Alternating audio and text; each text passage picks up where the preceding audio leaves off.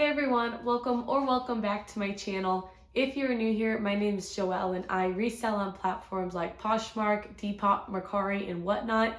And today I have a what sold video, but it's a little different than my typical videos. In this video, I am going to be going over a name your price sale that I hosted this past week and just have a general recap of the sale. So I held this name your price sale on Poshmark, which is not only my main platform, but my top performing platform.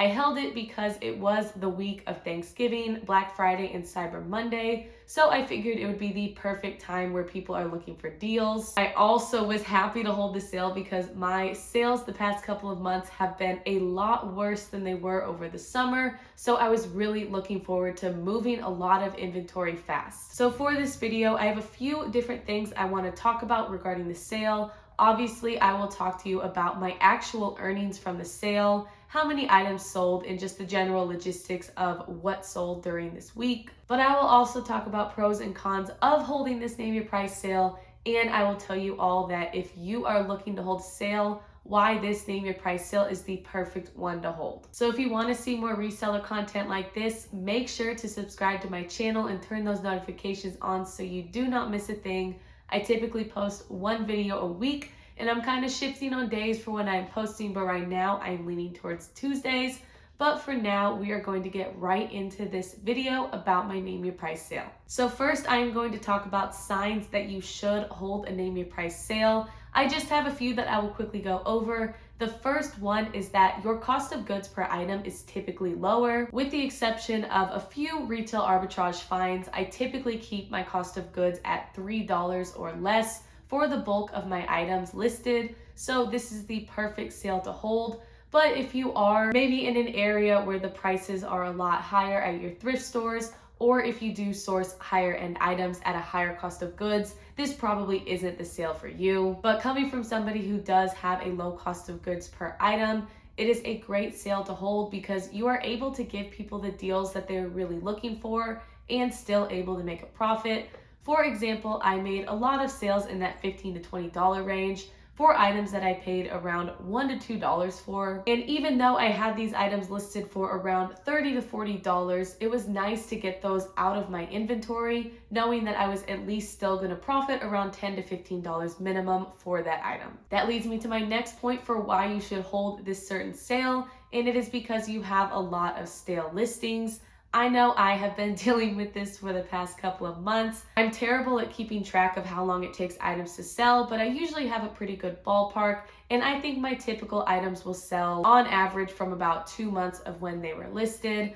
But whenever I do have items that sit for longer than 3 or 4 months, I definitely consider those stale listings, and this sale is a great way to clear those items out because even though you might not be making a lot of profit, you are moving that inventory that has been sitting for so long. Another reason why you should hold this sale is because in general, your sales are slow. Obviously, I have mentioned that my sales have been slow the past couple of months. And so I was really looking forward to this week because I knew that when I sent out that message to my shoppers that I would definitely be getting some offers in the next couple of days. So to see that influx of sales coming in after I sent out that message for the name your price sale was definitely a great feeling, and overall is a great way to boost your sales. I have 2 more reasons to go over, and this next one is that you need money fast. Obviously, when you are selling online, it is not instant money. You do not get your earnings on Poshmark until that order is accepted, which can sometimes happen 3 days after that order is delivered. But the good news is with the priority mail flat rate shipping that Poshmark has,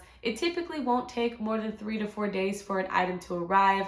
Obviously, there are some circumstances that can lead to things being shipped a little bit slower. But after the first day that I held this sale, it did last the whole week, but I definitely received a lot of offers initially on the first day that it was hosted. For a lot of those sales, I ended up getting paid just 3 to 4 days after, and so my Poshmark balance all of a sudden had a ton of money in it.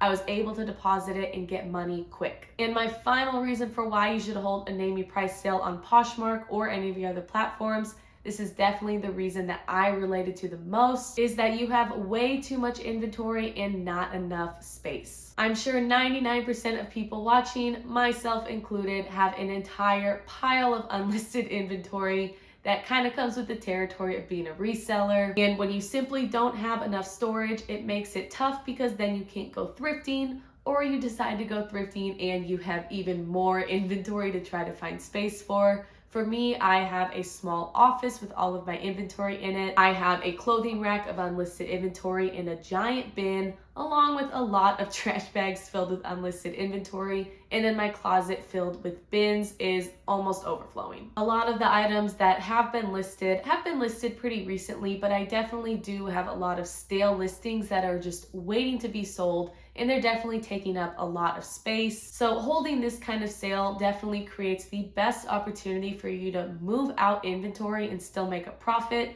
and open up space for more desirable pieces, especially when it comes to new trends. So I have now gone over all of my reasons for why you should hold a name your price sale. Now I am going to talk about the actual numbers from this sale. First, I'm going to share with you just some details about my closet and how many active listings I have. And then I will talk about the actual numbers for my gross profit and then my actual earnings. So when it comes to active listings, I have 385 total. I definitely want to bring that number up, and I have been listing a lot more these past couple of weeks. But in terms of my income and the hours that I put in, I'm definitely a part-time reseller, but trying my best to shift to full-time. And so these sales will definitely reflect that. And for this name your price sale, it definitely wasn't as successful as I thought it would be, but I definitely moved a lot of old stale inventory. I had a total of 12 orders, and that did include a lot of bundles. And I have sold a total of 23 items on Poshmark alone this week.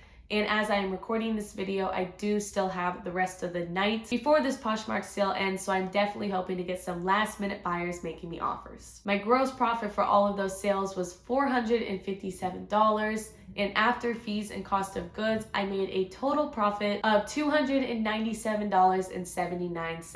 And if you're new to Poshmark, you might not know the fees. Poshmark does take 20% of your earnings. And then, like I said, I typically try to keep my cost of goods around $3 or less. But a lot of these items that sold were from ThredUp rescue boxes where my cost of goods were a little bit higher. And I also managed to sell a couple of retail arbitrage finds that I just received a couple of weeks ago. So now I'm going to share with you all what actually sold. I have 3 different categories. If you do watch my what sold videos, you know that I love categorizing my sales. So first I will talk about stale listings that sold. Next, I will talk about reasonable offers. And finally, I will talk about buyers that got great deals that still managed to make me a decent profit. So first up, for stale listings, I sold this vintage American Eagle wool blend dress. This was a $40 listing, which was fairly high, especially because it had been listed for around 6 to 7 months, but it ended up selling on a $25 offer from the buyer. This dress managed to rack up a lot of likes on all of my platforms, and I was willing to sell it for around $15 to $20 in the past. So I'm definitely glad that people did not accept those offers in the past and that I did manage to sell it for $25.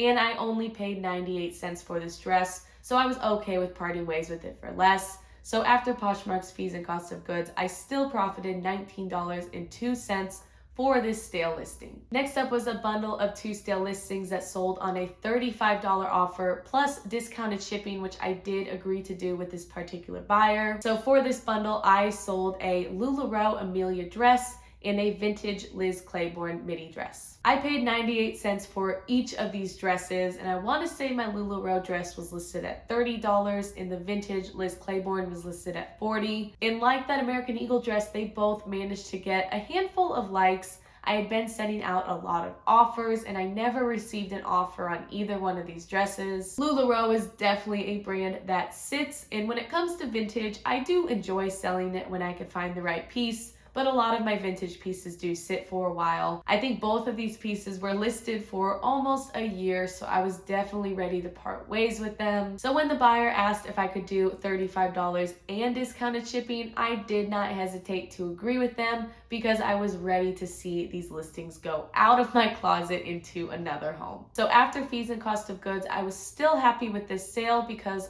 for the bundle, I ended up profiting $24.32. The next stale listing I will talk about, I also received a pretty reasonable offer on it. For $35, I sold this vintage velvet blazer, and I can't remember the name of the brand, but I will put a picture up so you can see it. But this was a $50 listing, which was on the higher side, but it was a really unique blazer, and I want to say it was a pretty high-end vintage brand, and I only paid $1.25 for it, so it was another one of those pieces that I was willing to part ways with for a lot lower than my asking price. But I thought that $35 was a really reasonable offer. I was definitely happy to work with this buyer, and after fees and cost of goods, I ended up profiting $26.75 for this blazer. All right, we have one more sale listing to talk about. So for $30, I sold this men's Dockers premium wool coat. This was a Goodwill bins find, so my cost of goods was just $1.50 for this jacket.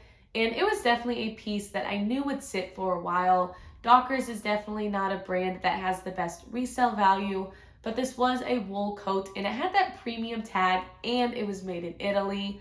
I knew I wasn't going to make big money for it, but I figured it was still worth the pickup. And I want to say this was listed for either $40 or $50, so $30 seemed pretty reasonable, especially for such a stale listing. So after fees and cost of goods, I profited $22.50. And as I was looking back through my notes about these stale listings, one thing that I noticed was that my cost of goods were really low for each of these sales. One of the biggest things that I have learned from stale listings is that sometimes you have to be willing to let go of that item, even if it does seem like a lowball offer. If something sits for a while, sometimes the value of it can change. Maybe the season changes, so it's not as desirable. Overall, sold comps can be all over the place and they change over time. So sometimes a $50 jacket might lose its value and you gotta let go of it for $30. So sometimes, especially if your cost of goods for the item is low, you just have to be willing to let go of it when you receive an offer, because otherwise it might be listed for a whole lot longer than it already has been. All right, next up we will talk about reasonable offers. I only have one more sale to talk about here, but I will say that I did have some stale listings that I received reasonable offers on. Those three sales were the vintage velvet blazer, the vintage American Eagle dress, and the Dockers wool coat. But aside from those sales, this next reasonable offer I will talk about is this INC wool blend tweed dress. This is a brand that I typically won't pick up unless it is new with tags and the cost of goods are low enough. I did pick it up in a fill-up bag sale, and I can't quite remember what my cost of goods were for this bag, but I do know that it was no more than $1, and I thought that overall it was the perfect holiday dress, so I was hoping that it would sell quick. So I did have this dress listed for $32, and when I sent out that name your price sale message, I immediately received a $25 offer, which I thought was so reasonable. In fact, when I do send out my one shop 20% off offer to my likers, I think it would have been a $25 or $26 offer anyways, plus discounted shipping. So I probably ended up having the same amount of earnings that I would expect had I sent out the offer instead to the liker. So this was a quick sale that sold in under 2 months of listing, and after fees and cost of goods, I profited $19 for this dress. All right, now we're on to the final category of what sold. I only have one bundle of 3 items to talk about. But for this category, it is great deals that the buyer got that still ended up making me a decent profit. So in this bundle of 3 items, I sold a Y2K Roxy jacket, a willow and root leopard print skirt, and then an oak and fort Sherpa pullover for $50. For the Roxy jacket and the Sherpa pullover, I paid 98 cents each. And then for the willow and root skirt, I paid less than $3 for it. So my cost of goods for this bundle was really low. And because of that, even though they were listed for around $30 to $40 each, they were individual items that I was willing to let go of for a lower price. So with the prices that I set, the bundle was valued at $95. The buyer sent me that $50 offer, and even though some people might see that as a lowball offer, because this was a name your price sale and my cost of goods were so low, I did not hesitate to accept that offer, and I was really happy to give the buyer a great deal as well. So after fees and cost of goods for this bundle, I ended up profiting $35.74. All right, to wrap this video up, I'm just going to talk about the pros and cons that I came up with to the name your price sale. I will start with the cons because I do really like hosting this sale, so there are definitely more pros in my opinion. And I forgot to mention it earlier, but this is a sale that I try to hold every 3 months or so, just because it is a great way to move out inventory. But now we will talk about the cons first of the sale. And the obvious con is that with this sale, you do leave a lot of room for receiving lowball offers. There's really not much to say about this con. Lowball offers are really just the worst. And that leads me to the next and final con that I came up with for the Name Your Price sale. And it is that if your cost of goods are not low enough, this can be a really rough sale to host. My biggest struggle with this sale is with my retail arbitrage finds. These are new with tags, typically high-end pieces, and so it is rough when you do receive lowball offers. But I do put at the end of my Name Your Price sale message that if the offer is too low, I will simply counter with the lowest I can go. So when I do receive a lowball offer on a higher end item, I do not hesitate to counter with my lowest I can go. A lot of times I do not get that counter offer accepted, but that is completely okay because I know that the item will sell eventually for a lot more than what that potential buyer offered me. Another thing people do to prevent those lowball offers coming in on higher end items is put in their message that they are excluding certain items. A lot of people will exclude a certain price point. So if the item is $50 or more or $100 or more, that item is excluded from the promotion. I once had an exclusion for Lululemon leggings, and I said that you could get one pair for $50 or you could get bundle deals. But other than that, I typically don't exclude anything from the promotion, and I will just counter offer an offer that is too low on a higher end piece. But overall, I do think that excluding items can really work and prevent lowball offers from coming in. All right, now we will talk about the pros of this Name Your Price sale. My first one is that even though you do get lowball offers, most of the offers you receive are reasonable. The offers that I receive are typically around 15 to 40% off. And those are usually offers that I would accept even when I'm not holding the sale. So when I do receive them, I am very happy to accept those offers. Another pro is that this sale, and really any other sale that you might hold, creates the opportunity for you to have repeat buyers. I don't know if I had any repeat buyers for this Name Your Price sale, but I do know that the past few Name Your Price sales I have held, I have recognized a lot of usernames for people who have bought from me. And even though there are so many online shoppers out there and there are always new shoppers that you can engage with, it is always a great feeling to see the same people coming back to your closet because that means that you are doing something right.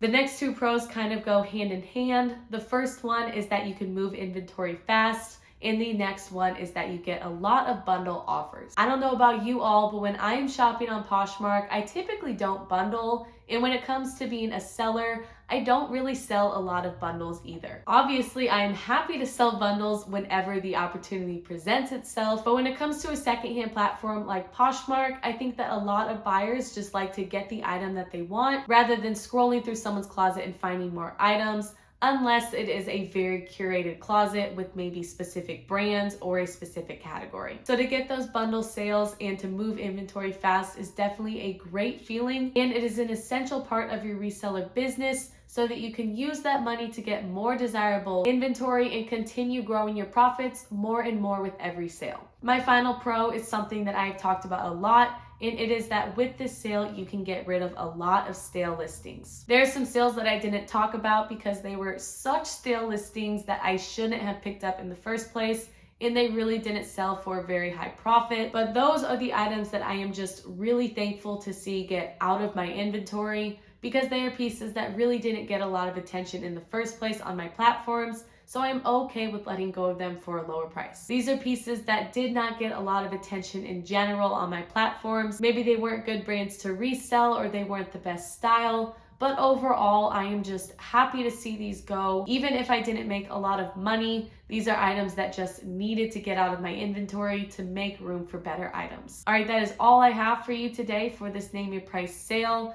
And if you are subscribed to me, you probably know that I've been changing my YouTube schedule a lot. I am going to be changing it again. I used to post videos every Friday. It got really busy with law school, so I changed it to Saturday. Now it is busy again, and I'm going to change it to Tuesday with winter break approaching and then my spring semester schedule. Tuesdays is definitely a great day for me to upload. I'll still be uploading my videos in the morning or early afternoon. They'll just be on a different day, but I do feel like Tuesday will be a really good day for me. So hopefully I will be able to stick to that schedule. But as always, I will keep you all updated in the community section where I can put posts up. But if you all are still here watching, I really do appreciate you all for the channel's support. And now that we're at the end of this video, thank you all so much for watching, and I will see you for the next video.